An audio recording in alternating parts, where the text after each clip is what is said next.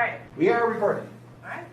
So I would like to take this opportunity to call our budget hearing to order at 6 o'clock. People could stand to pledge the flag. I pledge allegiance to the flag of the United States of America and to the republic for which it stands, one nation, under God, indivisible, with liberty and justice for all. The purpose of tonight's hearing is to review the budget for our upcoming school year. Dr. Glover? Yep, thank you. Hi, everybody. Nice to see everyone here tonight. Is here, and I'm really ecstatic that many of you have your budget newsletters that were in place. That's there. One of the positives from COVID last year is that what kind of forced us to really hone in on what our mailing was, because we have Jackie, did you get yours? She can hear me. No, I haven't yet. You haven't yet? Okay. Maybe tomorrow. Because some of these roads that were like in the Cambridge or like in Greenwich or a couple places where it was just one road, we actually went to specific address labels. And we were catching more all the time, and there's a couple out like in Tipolady Road and in Hebron and a couple other spots where we're starting to pick up. So hopefully the new mail list comes into place. So with that, if you got your newsletter, you are within the lucky many, or few, I'm not sure. If you don't have it yet, it is on its way. But to make sure, tonight is actually going to be the first presentation of a couple. Tonight's the official budget hearing, as Ann had said, and then we're going to hold a meeting later on just to make sure that everyone else who got their newsletter later still has that opportunity to have this type of a setting and be able to ask questions and have the presentation. We will, of course, post this online so people can see this part of the presentation, and they can always contact the school if they have questions onto the budget.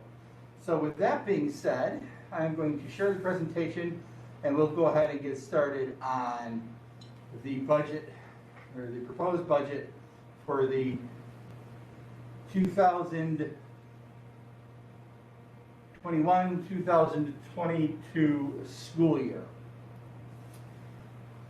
I'm just moving one thing out of the way because sometimes that can get in the way. Okay, so the budget in summary. This year, it's probably the most obvious piece is the jump in the expense side of the budget. This year's proposed budget is at $15,631,195. That is an increase over last year by $1,508,651. That equates out to be almost a 10.7% budget increase. The main cause behind the size of an increase is our building project. We are starting to pay, as we're wrapping up the project, which is scheduled to be done here in September, we are looking to start paying on our debt service for the project. And this will happen, of course, over the next 15 years. So with that, that's the first installment that we're adding back into the budget. And that's really the increase piece to it. But when we have the increase for our building, of course, remember we talked a lot about there being about an 80.1% aid ratio on our building project for all those items that are aidable. So we're also seeing $1,052,388 revenue increase to help offset what that increase is. So that overall increase in terms of growth of the budget, if we took the building out, would be something we're much more familiar with and something we're probably much more comfortable with. But because of the building project, we're seeing this kind of this 1 year really big jump that we are looking at here today. The tax levy we are keeping at 0%. We could actually go out at 0.07%, but in conversations in the budget, we've decided to keep that at 0. And this budget maintains all current positions. There is federal aid out there. If you've heard some of our past meetings about support for kids and what we do about the learning loss from COVID, those are conversations that are coming up. Those will come out of federal funds. The federal budgets are separate from the general budget that the taxpayers vote on. So we're going to talk about that separately. Overview of the budget. Taking a quick look at the revenue, I had to draw your attention to the arrow. And the arrow shows that major change in the overall aid, in the building aid, which results in that bigger $1.2 million increase, or just over almost 16.25% increase in aid. We had a nice jump in our foundation aid. Remember, in our aid packages, we have foundation aid, we have categorical aid, which is based on category, we have per diem aid, and we have expense aid. And so all those aids make up the money we receive from the state to help fund the school. Foundation aid is up almost $167,000. The legislature has kind of put into a plan on fully funding the foundation aid formula, and so that's our increase as we're looking over the next 3 years. We'll continue to watch this to see how it goes, because by some of the older formulas, we are actually overfunded in the foundation aid formula. But as part of the legislation, there is what they call hold harmless. So if you're over what your aid number is, they are not going to harm you because of that. And so we get the increase of almost $167,000. Our expense, BOCES is an expense-based aid. That increase there of about $116,561. The expense of public and private aids or special education costs, that's a little bit less, by $75,000. Generally based on enrollment and the number of students we have in programs, because that's an expense-driven aid. Computer and textbooks are holding relatively flat. Transportation is down quite a bit, but we also think of last year and how much traveling we did not do with our buses. You know, we still delivered meals, we still did some outreach with all the things to support students and families during COVID, but that still wasn't the same level of transportation we would do on a regular basis. So that's where that decrease comes from. And then the pandemic adjustment you see is funds that we had received, and then we don't have those any longer. And so there's your result for the budget of the $1.2 million. Now this is the state side of the revenue. So the state is supporting about 60% of our overall budget. The other 40 to 50% comes from local, which is our tax levy, and then other components of revenue we may receive for the school. So property taxes is our largest kind of pool of revenue that we receive. You can see here that we're holding it at 0%. That actually, it holds the levy flat, but it's actually negative $85 overall. Non-resident tuition, again here basically level. Sure, we'll let more people come in and watch. Interest in earnings, if we can remember, I would say it was a couple years ago, we got involved in NICLAS, which was more of an investment for our funds. We had a large amount of money that went into that investment. We got a lot of interest on that, and it really generated some nice revenue for us. But we also have a decrease in the amount of interest that was there. So we're looking at much less now that we have less money in that account and a lower interest rate. Medicaid reimbursement, again, that's based on the number of Medicaid services that we have available, that are billable and available. Penalties on property taxes, we estimated $14,000. It didn't come to that last year, so the adjustment was made. We're holding our debt service reserve and at even, and then any of those miscellaneous funds that may be coming in, we've also reduced because we didn't match those numbers last year. So overall, from the kind of the local side, it's almost a 2% reduction in the overall revenue from the local local piece of things. But when you put, don't want that to happen, but when you put everything together, it still works out to balance the overall budget.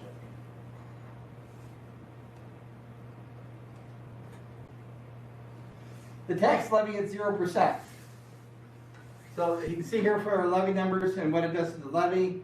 This is an estimate based on last year's estimate for what it looks like for each township. Remember that whatever, this is a dollar rate per thousand. So depending on what your evaluation is, will have some impact on what this number is. I can speak to Greenwich, and he is at 100%. Hebron's at 100%. I can't remember Jackson's number, but that number is lower. Generally, the higher rate per thousand, the lower your valuation rate is, which means at some point townships will have to go in and do a revaluation of their property. And the same with Salem, they aren't at full valuation at this time. This is an estimate. We will have a better idea of what these numbers will look like when we get to August, after after we get everything established over the summer with our numbers, and then the numbers for what the property valuations are, just like we do on an annual basis. So the revenue summary, you can see here, we have the $1.5 million in the overall increase in the aid. Here we're showing our estimated state revenue, our estimated local revenue, and here's some fund balance work that we're also adding in to help balance off the rest of the budget rather than look at the tax levy. So rather than going out for additional taxes, we're looking at what we have in reserves, money we currently have set aside, and then using that money to help offset the costs so the money doesn't go back to the taxpayers. And you can see where those monies are there. The debt service holds even. We were able to reduce the fund balance to reduce the levy by quite a bit. And then you can see the same with the appropriated funds for the potential cap reserve. That's where that number has gone down by about $100,000 for this school year. But in all, we're required to present a balanced budget. And when you put them all together, we work out to be the same 16,631,195. Does anyone out there have any questions on the revenue side of things?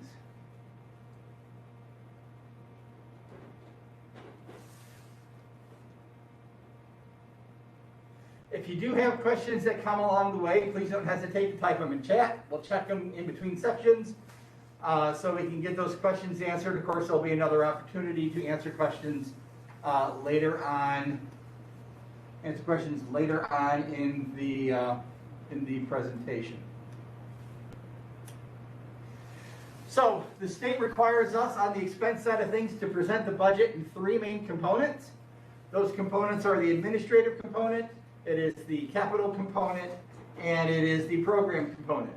The administrative component is exactly that. It's where all the administration lives. It's where a lot of our BOCES administration pieces lives. And you can see it's also some finance and some legal expenses that also go along with those administrative expenses. You can see here overall our big place in increases come actually through the instructional administrative improvement. And that is, and Rich help me here if I get there, but a lot of this is actually BOCES costs.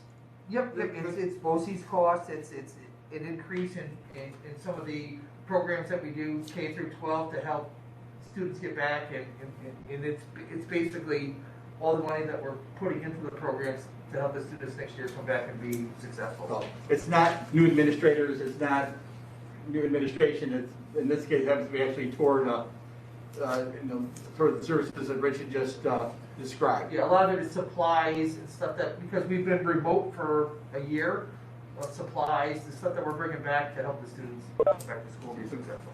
Right, thank you.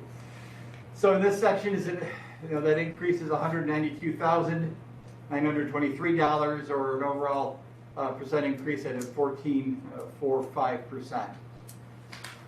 Board of Education, that's their costs and expenses for materials and supplies.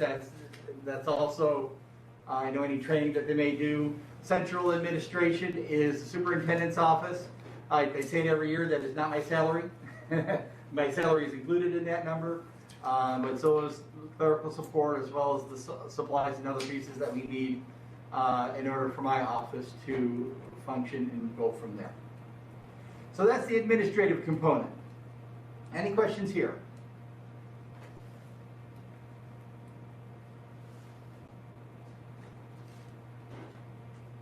Okay, the capital component. The capital component is fairly straightforward, as it is pretty much given to us because the vast majority of it is debt service. I'll draw your attention to the arrow, and the arrow in itself is the debt service, and you can see where that difference is at $1,287,094, and that astronomical 660% increase in the expense there. That again is our first, that increase is largely because of our first payment on the debt service toward the current capital project. So that's why we see the increase we see here of nearly $1.2 million in this section. The bus purchase is going to fall underneath leasing, which we'll talk about the ballot here in a little bit. And we've had able to do some reductions out of our operation and maintenance to help offset some of those increases. The large increase this year, but there again, that is mainly because of the building project. We are going to be asking the voters to vote on leasing 2 65-passenger buses there, and we'll see that come up. That'll be in a separate proposition from the budget. Any questions on the capital component?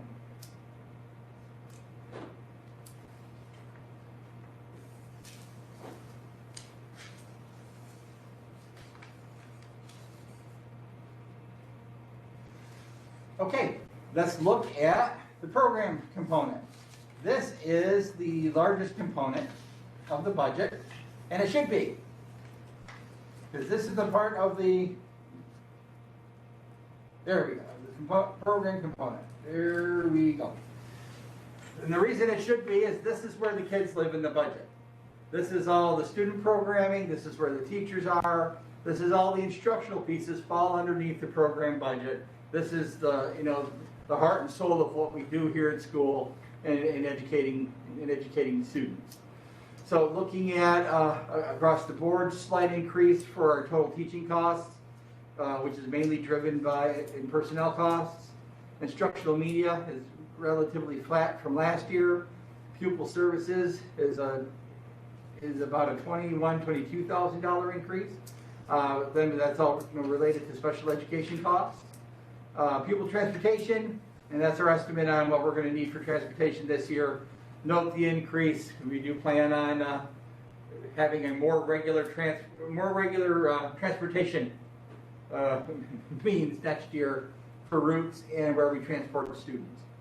So with there, and just the program component of things, it's about an increase of $128,000. We have had several retirements in here, which has allowed for some breakage to allow to keep some of these costs down, which also contributes to this number not being higher than it is. But this is the program budget where all those teaching pieces come into play. Any questions on the program budget?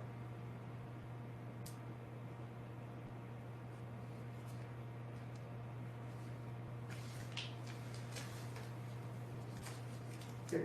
So, in the total budget, you can see here's how it breaks down.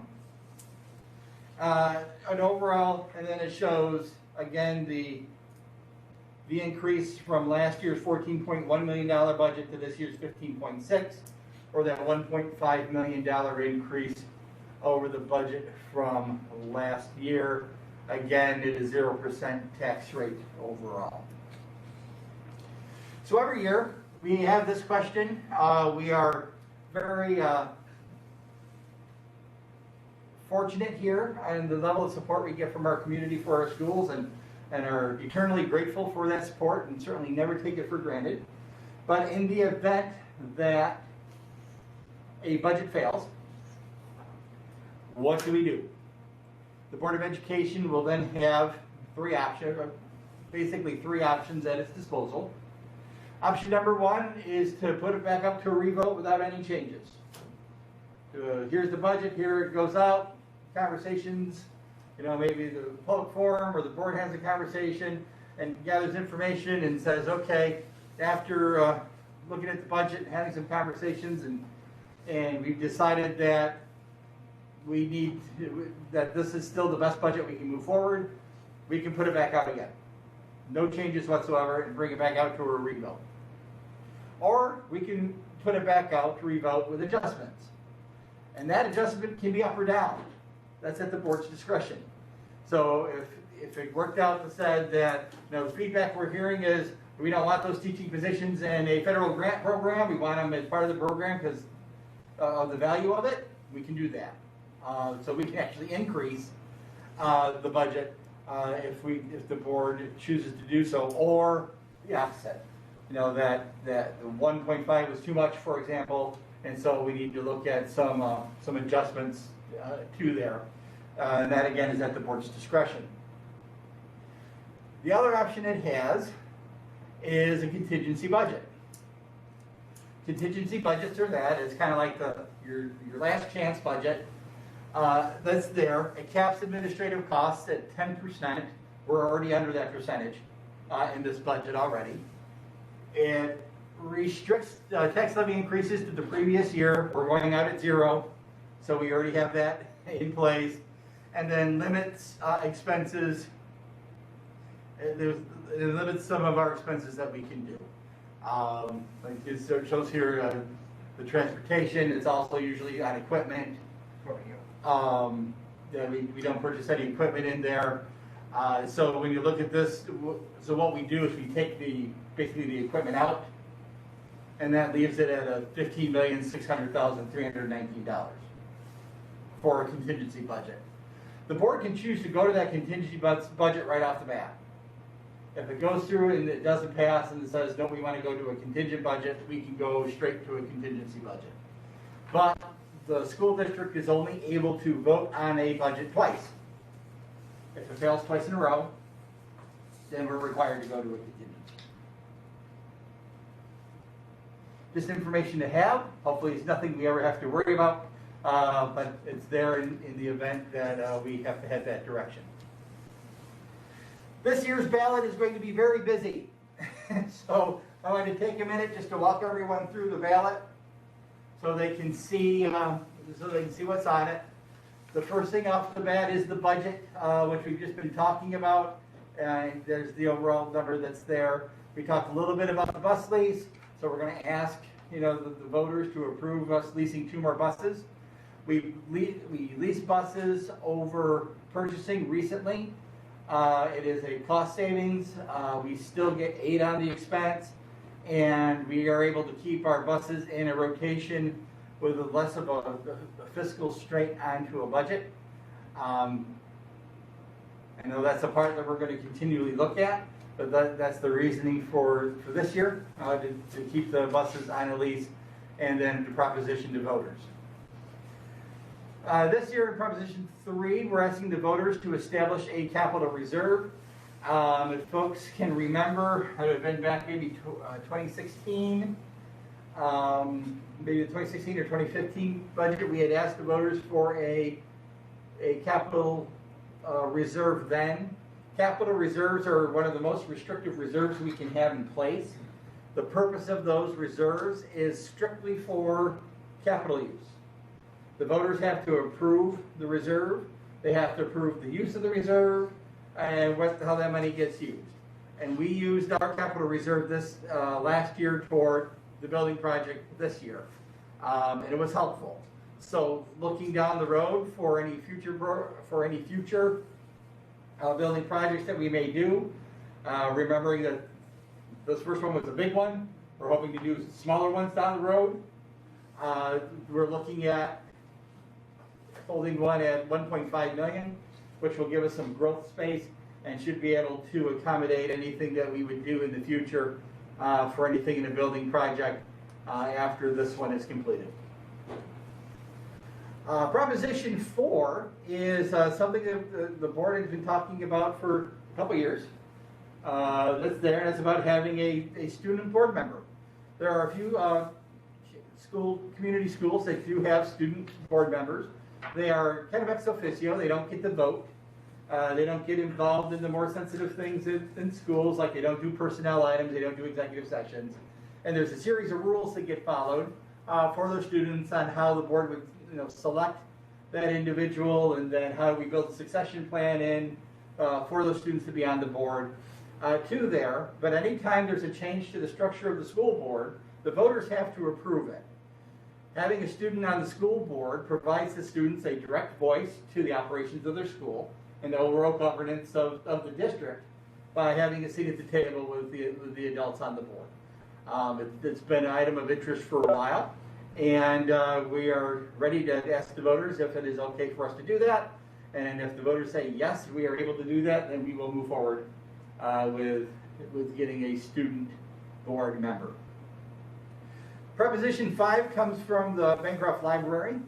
Remember, the school district we're kind of the mechanism for the public library to ask the voters for a tax levy increase. This year they're asking for $584 to there. It doesn't have any impact on our budget at the school. What we do is we put it out to vote. If the voters approve the increase for the library, we'll act as the collection agency for them, and then we will get them the funds so they can have the funds from their levy for the public library. But we're the means to help the library get those finances. And the last item on the ballot will be the election of seats. There are currently 2 seats available, which is Heidi Kirchner's and Jackie Nolan's. They are both running for those seats unopposed. So there is a lot on the ballot. I do not have a sample ballot yet. We hope to have them soon. But if you have your ballot and you don't receive such things on the front, please do turn it over, because you might have something on the back part of the ballot, and we want you to make sure you have your voice on all the matters that are put in front of you when it comes to the day for the vote. Any questions on the ballot?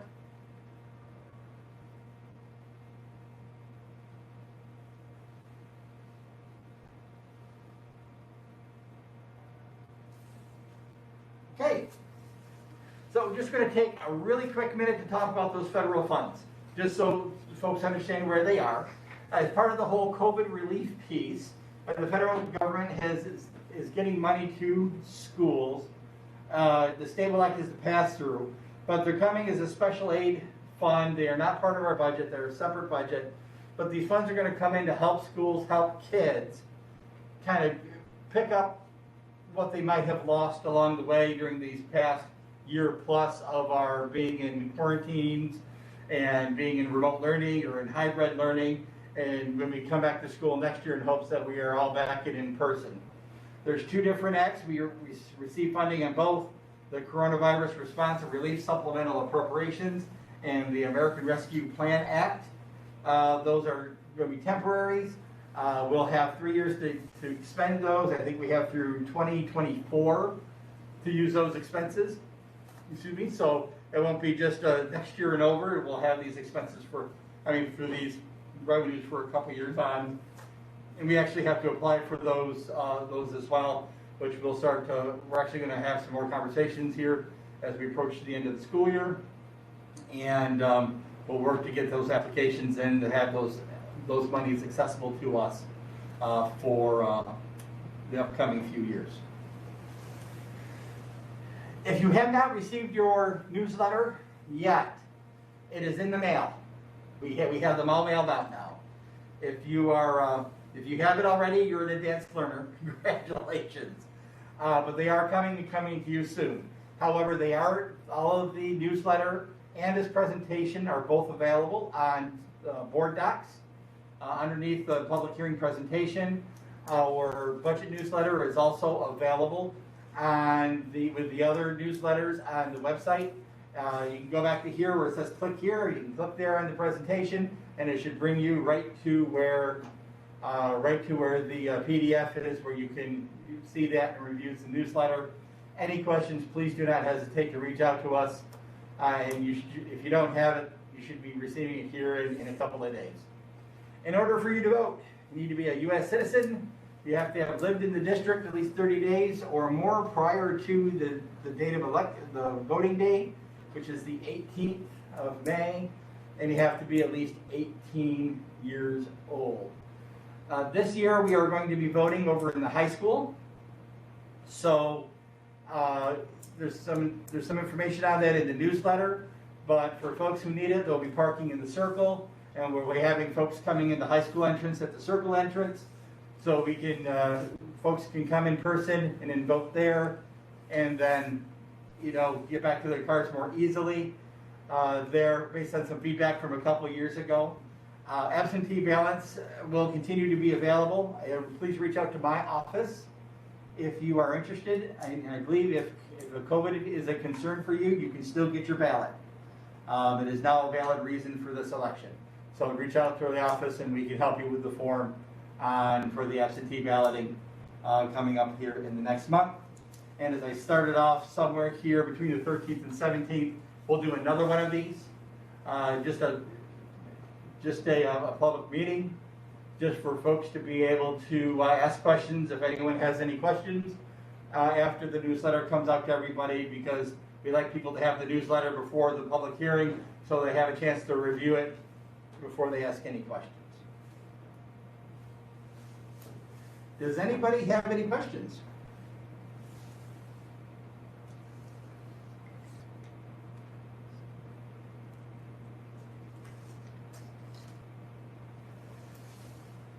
If not, you can email me, you can call me.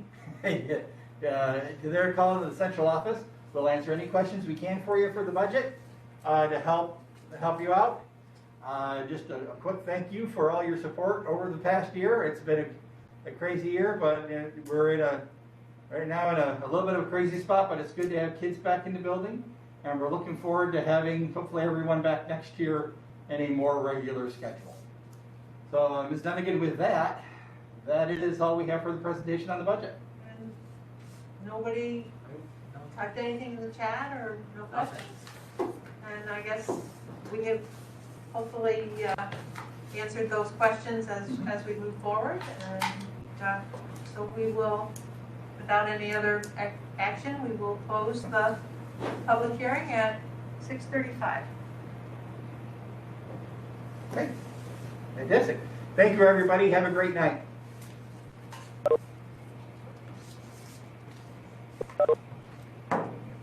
Not questions.